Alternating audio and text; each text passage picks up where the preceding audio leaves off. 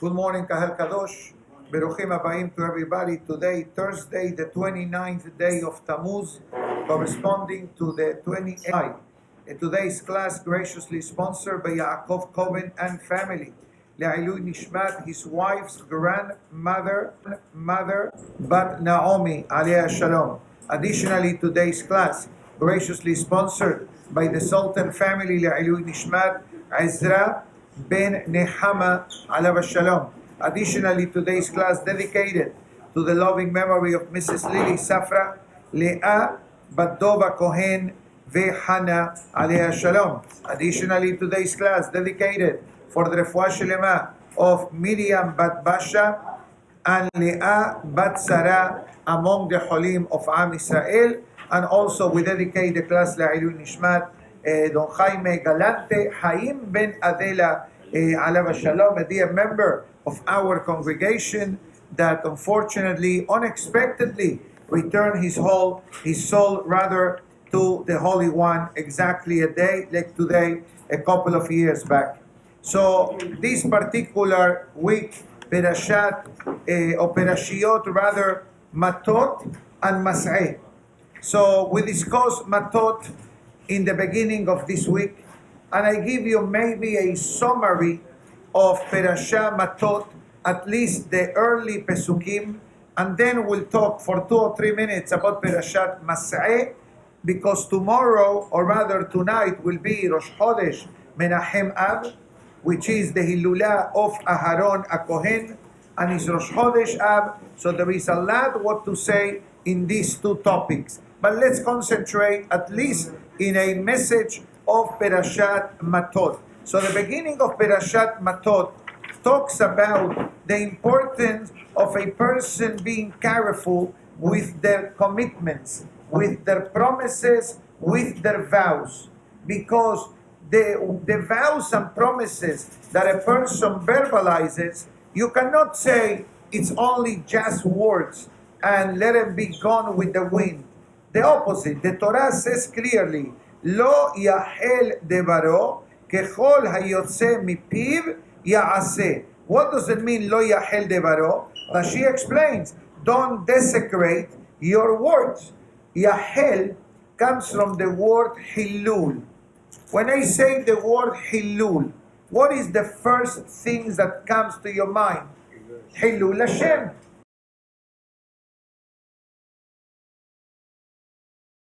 Desecrating God's name. Now, what's the root word of the word Hilul? Hilul comes from the word Hol. You have Hamavdil ben Kodesh lehol. Kodesh means sanctity. Kodesh means holiness. Hol means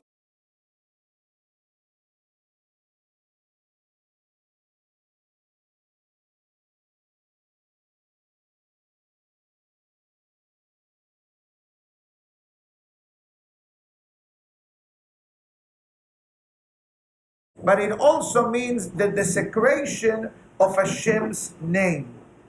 Now, when we speak, we can sanctify our speech or we can desecrate our speech. And to discuss about desecration of speech, we'll wait a few minutes, because in a few minutes we're going to continue the lesson that we began yesterday from Sefer Hasidim, talking about the dangers of anger, the benefits of humility, and today he will talk about vocabulary, how a person speaks. So one message that Perashat Matot tells us is as follows. You know, sometimes people say in English or in Arabic, talk is cheap.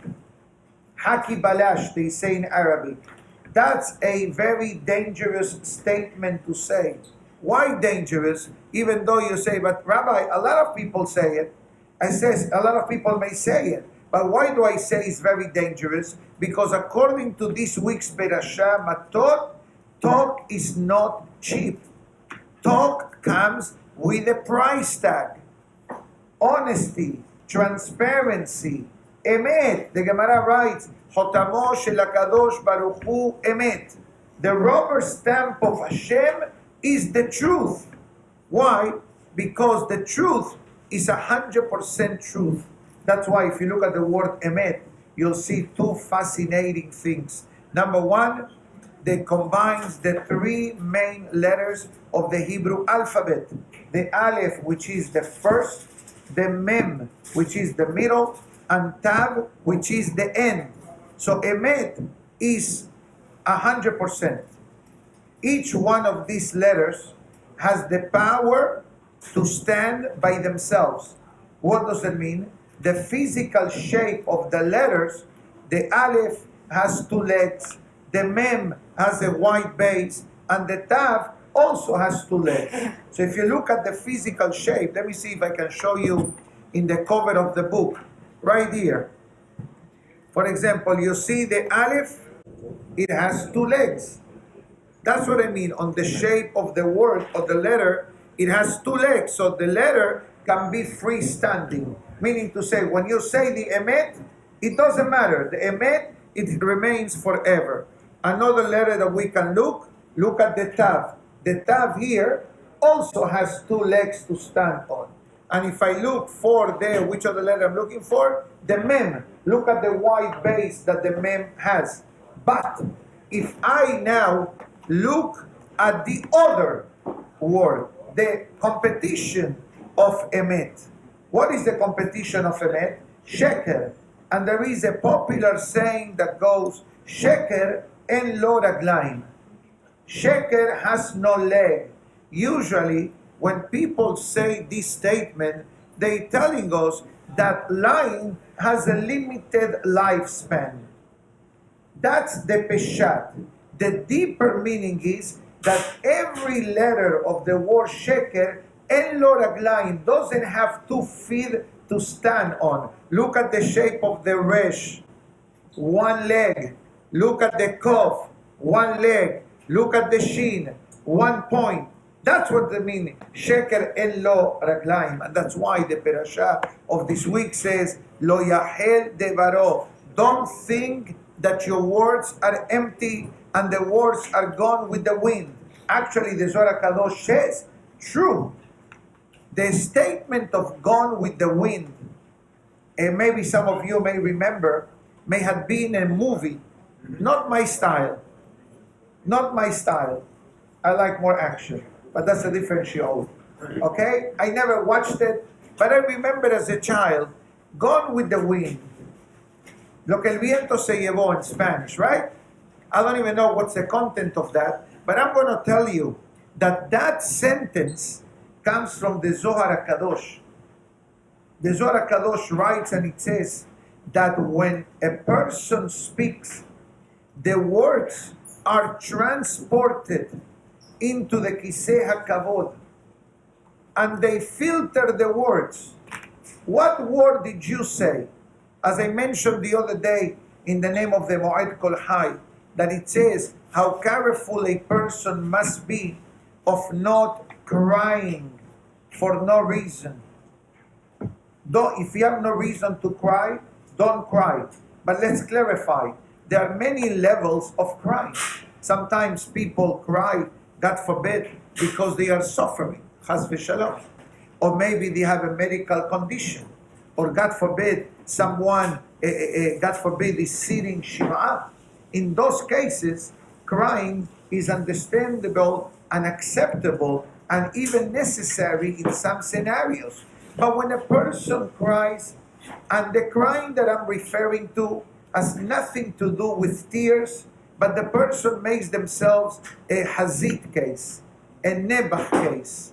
You know what nebach means?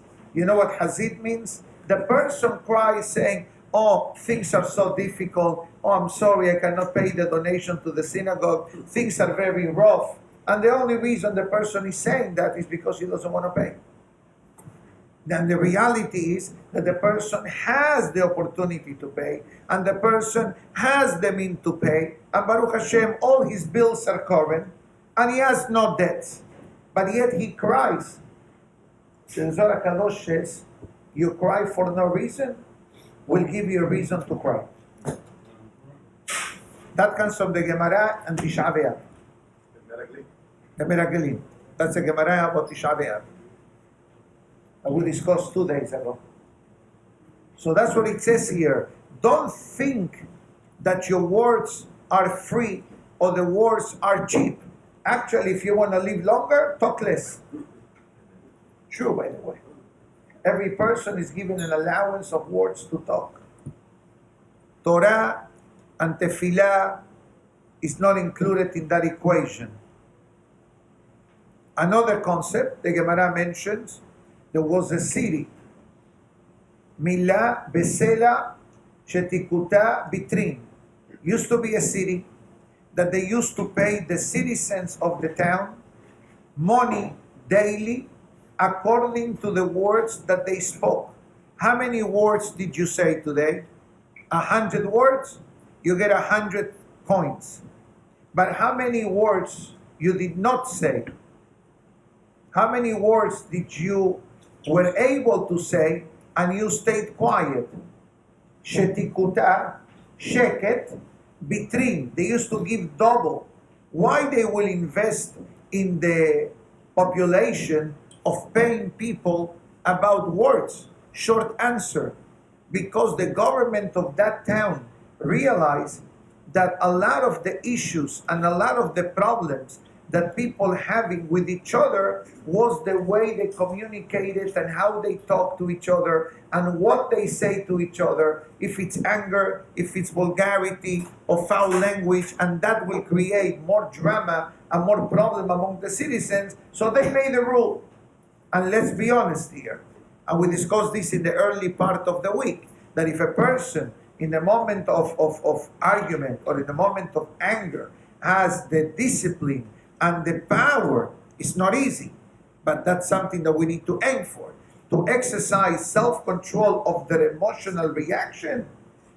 You may be a chicken to the eyes of the world. Why don't you say something? In Torah, who exercises self-control and keeps quiet is the strong person. To react, every person reacts. Every goy reacts. What is road rage? And all these crazy things that you hear out there. But once a Yehudi has a bit of Irat Shamayim and understand that reacting is not who we need to become. Reacting is whom we may be. But who we need to become, the fellow that has the power and the self-control not to explode. Again, I'm not saying that it's easy. It's very easy to say it in a beautiful South Florida day, 9:40 in the morning. It's very easy. But when a person goes out to the homes, to the street, to the work, and the person activates that discipline that the Torah is expecting from us, that's the Gibbor. And that's why the Mishnah writes, Ezehu Gibbor, HaKovesh et Yitzro. Who is the strong man? The one who is able to conquer the Yeser. The Yeser loves fighting. The Yeser Hara loves Bahtes. The Yeser Hara loves Balagan. He loves it. He loves anger. He loves arguments. He loves to see a drama among the people. And when a person says, you know what? Today, in honor of Rosh Chodesh, Menachem Av, I'm going to be like Aharon HaKohen. Ohev Shalom, Berodef Shalom. I will love peace and I will pursue peace, which will explain Beli Nether tomorrow, the meaning of this particular Mishnah, which is very powerful, especially for the days prior to Tisha V'Av. And that's why the Torah again reinforces, don't promise, don't take upon yourselves vows unless they are essential and necessary to prevent the person of committing an avon. In other words, all the mitzvot of the Torah, okay, they are, let's call them fences of spiritual protection. That is what a mitzvah is. But let's say that a person, for example, has an issue with alcoholism. God forbid. God forbid. Very dangerous. Okay? and the person cannot control themselves. So sometimes you're allowed to make a nether that you will not touch alcohol for 30 days. That is a sayag. This is a fence that a person is taking upon themselves. And why, you may ask, but what will a promise do? First of all, when you make a promise, that promise gets registered in Shamayim. And if a person makes a promise or promises and they are not kept, not only is a boomerang against the person, but it also affects the daily prayers of the person. And that's the reason why our holy rabbis established Hatarat Nedarim, right? The nullification of vows and promises before Rosh Hashanah and before Yom Kippur. Why? Because one of the things, the search words, when it comes Rosh Hashanah and Yom Kippur, and I'm sure like each and every one of us comes with a request, correct? Rosh Hashanah comes, you ask for life, for health, for happiness, for parnasah, not a problem. Shamayim can handle it. Every request can handle it.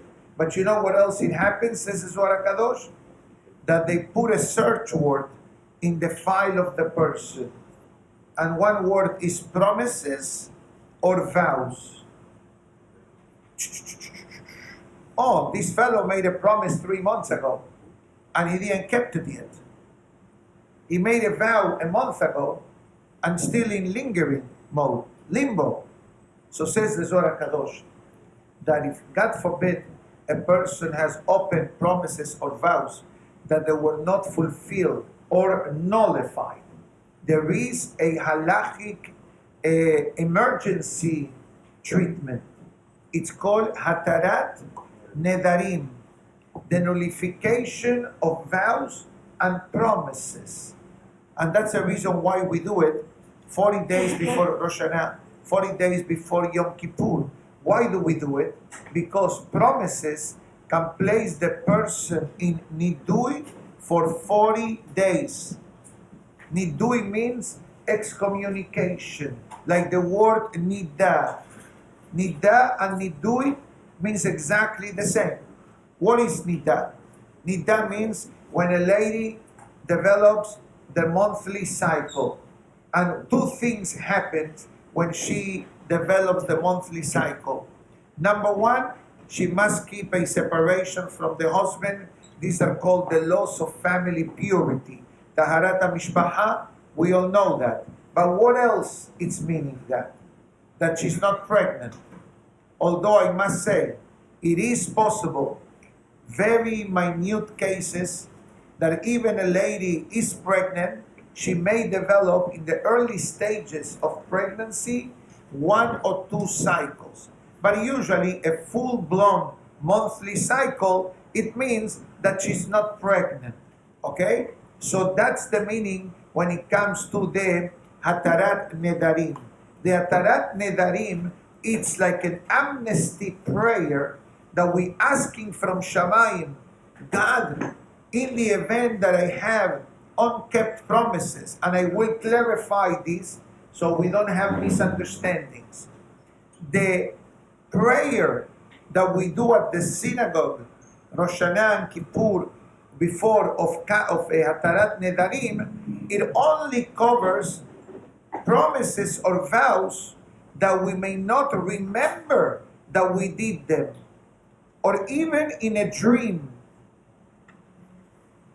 But if a person remembers vividly, I made this and this promise, and the person did not keep the promise, in that case, we must organize a private Hatarat Nedarim. We see 3 rabbis or 3 young scholars of the Kollel. One of the 3 needs to know why this person wants to make Hatarat Nedarim. He does not need to display the reason why this person is making Hatarat Nedarim. Maybe a person, I'm going to bring an extreme example. I hope that it doesn't apply to anyone. A person that frequents nightclubs, has v'shalom. You're not allowed to walk into a nightclub. I'm sure everybody agrees.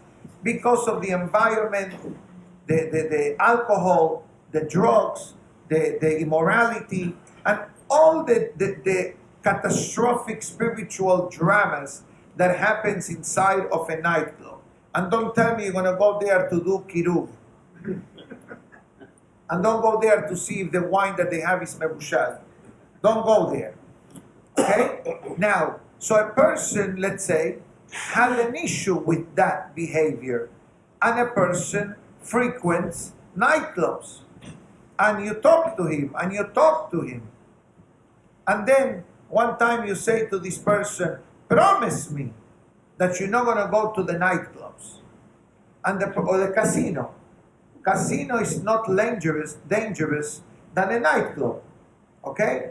I don't know which one is worse, but they're both problematic, because then he develops a gambling addiction, God forbid, and he develops drinking habits, and the environment of these places definitely is not a healthy one in many levels: emotional, financial, physical, and obviously spiritual. And the person makes a promise. Okay, I promise not to go to the casino, not to go to a nightclub. Baruch Hashem, I stay away from these places. But now this person made such a promise. So the Halakha writes that there are certain promises that can be nullified, and there are certain promises that cannot be nullified. What promise can be nullified? Let's say that a person makes a promise. From now on, I'm only gonna eat meat once a week on Shabbat. Or from now on, I'm only gonna pray Vatikin, Netz Minyan. And it's difficult for this person. He works in a hospital, he goes to sleep late at night, sometimes yes, sometimes no. So in that case, you can make a nullification of vow or promises, and then you pray in whichever minyan you want to pray. And now if you want to eat more than once a week meat, you can. But to make a hatara, a nullification of something that is a spiritual protection or a mitzvah from the Torah, you cannot make hatarat nedarim. I will remind you of a story that happened with me maybe 10 years ago. One day I get a phone call from a wonderful lady, and she asked me, Rabbi, I need to do hatarat nedarim. I need to nullify a promise. So part of the mission of the rabbi is ask what kind of promise is it? And then, based on the promise, we need to find something called in the halakha, petah, yani an emergency exit. Why? I have the power to cancel this promise. Okay? So I ask her, okay, so can you tell me what promise did you do? So she tells me, I promise to only eat kosher food. I promise to only eat kosher food. So me, in my innocence, I ask, what other food do you eat? No, I used to eat non-kosher food on the street and kosher food at home.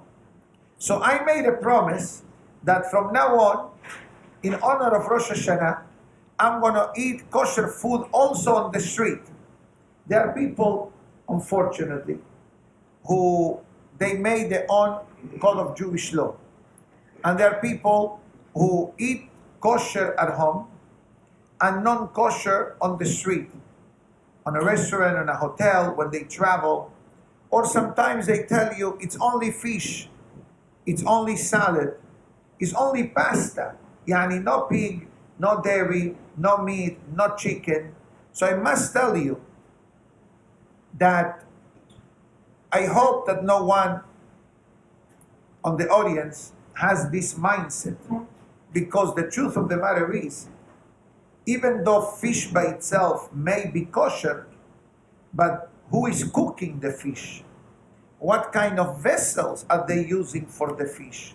What additional ingredients they using for the fish? Like the fellow who went to Italy for business and went to a restaurant to eat. And now the second or third trip, a friend of his come along. He says, let's go eat to a restaurant. He said, what restaurants? Are there kosher restaurants in this city? It says, no, but I spoke to the waiter in the pasta store, and he promises me that the pasta has no meat or cheese. Yani par pasta. This friend wasn't comfortable. And it says, what about the dishes? What about the goy that cooks for you? A goy cannot cook for a Jew the food. We know this. Sephardic, Ashkenazic, different opinions, but even in the most lenient opinion, there must be some Jewish involvement. And he says, let me bring the waiter over. Let me ask you, do you put meat in this pot? No, this is pasta only. And do you put cheese in the pot? Says, no. So, says, okay, let me sample it.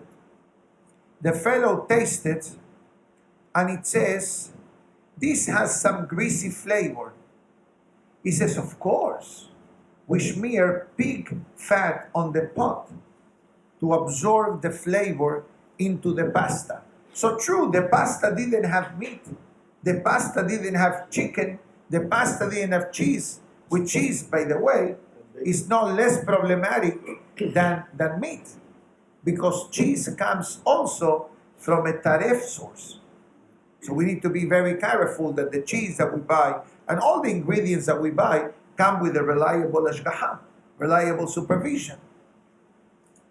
So obviously the fellow realized that you can't trust a goy to tell you has no meat. He was clear. He was politically correct. It has no meat, but we smear with butter and lard the pot so the pasta doesn't stick and absorbs the flavor. And I said to the lady, respectfully, I cannot do hatarat nedarim. She says, why not? It says very simple, because hatarat nedarim is not binding to something that the Torah is telling you that is prohibited to do. Hatarat nedarim, you cannot make hatarat nedarim on the prohibition of eating meat and dairy together. Once it becomes a mitzvah from the Torah, we all have the responsibility as Jewish people to follow the ways of the Torah in the proper way. This is one topic in Perashat Matot. In Perashat Mas'eh, which Perashat Mas'eh, as we know, is all about the journeys of the Jewish people. We had 42 journeys of 42 stops from the moment that we left Egypt till we arrived to the border of Israel.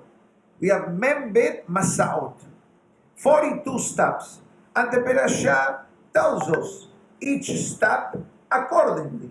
And if we look around the room, some of us may have gone through some stops throughout our life. Let's say my father, Alav Shalom, born in Egypt. His parents from Turkey. Turkey, Egypt. Egypt, Italy temporarily. From Italy, Uruguay. From Uruguay to Argentina. From Argentina to Brazil. From Brazil to Israel. And these are 6-7 journeys. And everyone, I'm sure, if we trace back our lineage, we're going to come across that we lived in more than one place throughout the generations. In a way, the Torah teaches us that a key requirement when it comes to traveling. And when I'm talking about traveling at this moment, I'm not referring going on a vacation or going to visit your parents or your relatives. But in this case, the traveling has to do with living life. How we go throughout life. There is a code in the Torah, a sentence, a powerful short sentence that says, Al pi Hashem is'u, Al pi Hashem yahanu. What is the meaning of this verse? Through the mouth of God you will travel, through the mouth of God you will rest. What does this mean? So there are a few answers. One of them, it comes from the Shalah HaKadosh, Rabino Shmuel HaLevi.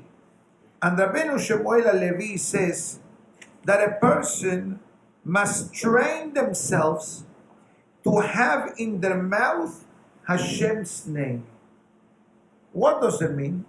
Train yourself to say Be'ezrat Hashem, Imirse Hashem. In English, people say God willing. In Spanish, they say Si Dios quiere. Same thing. In Mexico, or the Mexican people, they have a beautiful concept that they say Primero Dios. No, it's besides Belineder. Primero Dios. Let's say, okay, you're coming to the office tomorrow. Primero Dios. Yani, God gives me the opportunity, I'll be in your office. Okay, so that's what the Shalah Kadosh is. Al pi Hashem is'u. A person must travel throughout life with Hashem's presence. Belineder, Be'ezat Hashem, Imirse Hashem, whatever language you have to say it. That's one explanation.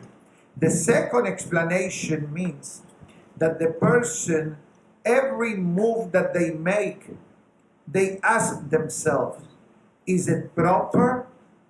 Is it permissible?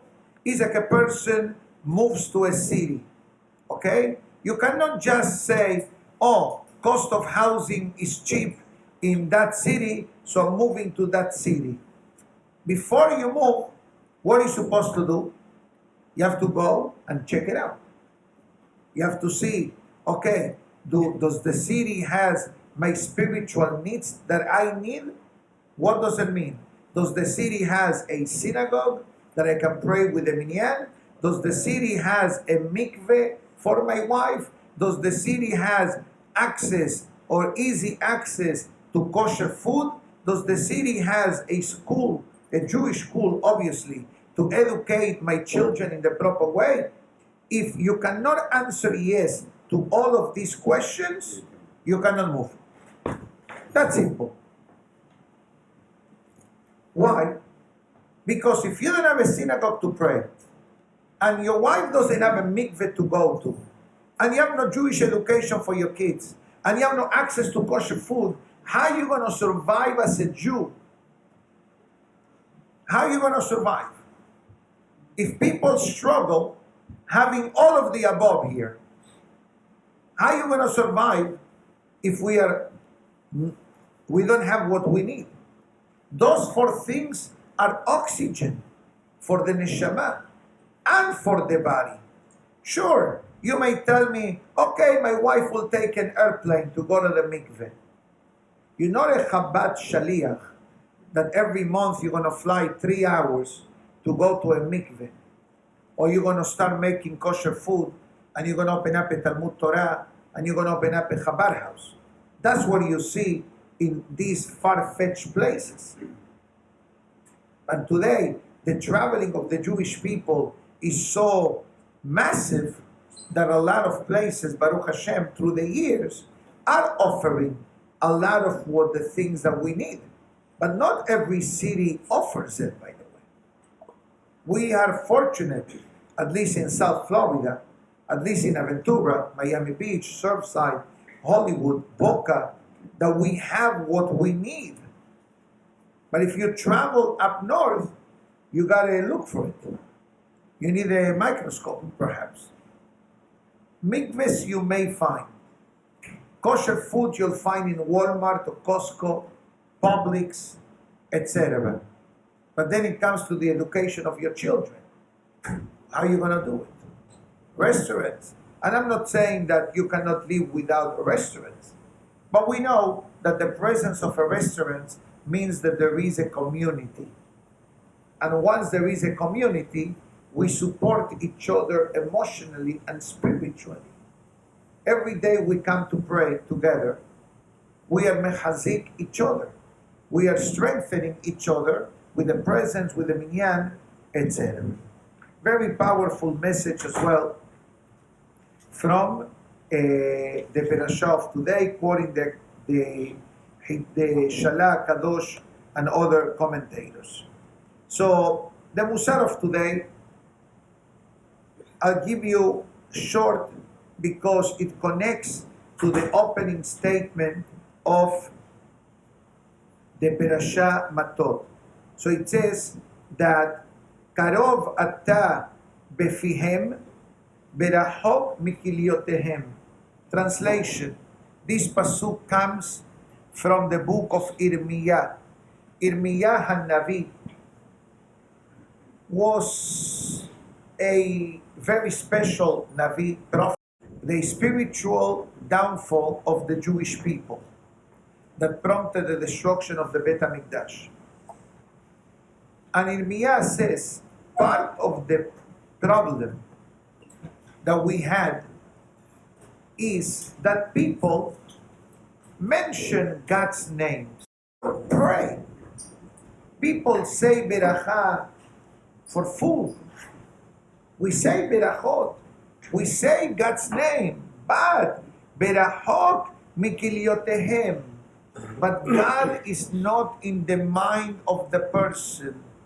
It becomes like a robotic answer. How are you today? Baruch Hashem. Many people say that automatically. Baruch Hashem. Press the button. That's a single choice answer.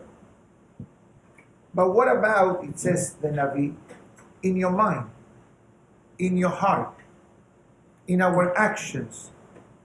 And it says, who is this pasuk referring to? Elu bnei adam, hamotzi'em mipihem divrei chet v'nibul peh, o medaberim ra'a al havrehem. People that curse, people that mistreat others verbally, and what they say, Ombrim hamakomim holanu. In Spanish, it's a very common saying that says, que Dios me perdone, right? Have you heard this? Que Dios me perdone means, may God forgive me, but you know what? You are X, Y, Z. That's exactly what they say. They bring God into the picture. They say, may God, please God, forgive me, but this person is this and this and this and this and this and this. So it says from Sefer Hasidim, say, what kind of behavior is this? First, you're invoking God, may God forgive me. So you already know that you're about to do something wrong. What do you want? Rabbinical supervision? He's like the guy who is eating in the non-kosher restaurant, right? And the rabbi is watching through the window outside. And he said, what did you eat here? It wasn't the rabbinical supervision. You were watching me. I know it sounds funny, but that's basically what the Musar of today says. And it says that this is not Irat Shamayim, because Irat Shamayim, Saricha Adam leitapek. A person must exercise self-control. Shelo leotzi mipihem davar ra. Avoid bringing negative things from your mouth. The opposite. If you have nothing good to say nothing. You have nothing good to say nothing. And again, I'm not saying that this is automatic and that's going to happen immediately, but I think that the Parasha Matot and yesterday and today's lesson from Sefer Hasidim is giving us ways of life, of how we need to interact with each other, with our spouses, with our friends, with our parents, with our children. And this is, it says, the finishes at the end, that the goal of a Yehudi is not only keeping God externally next to you, but internally close to the heart and close to the neshama of the person. I wish everyone to have a beautiful, beautiful day. Chazal Baruch to today's sponsors of today's class. Remember, tonight, Rosh Chodesh Av, one night only, and tomorrow, Hilula, or Friday, obviously, Hilula of Aharon HaKohen as well. Baruch Adonai Le'olam.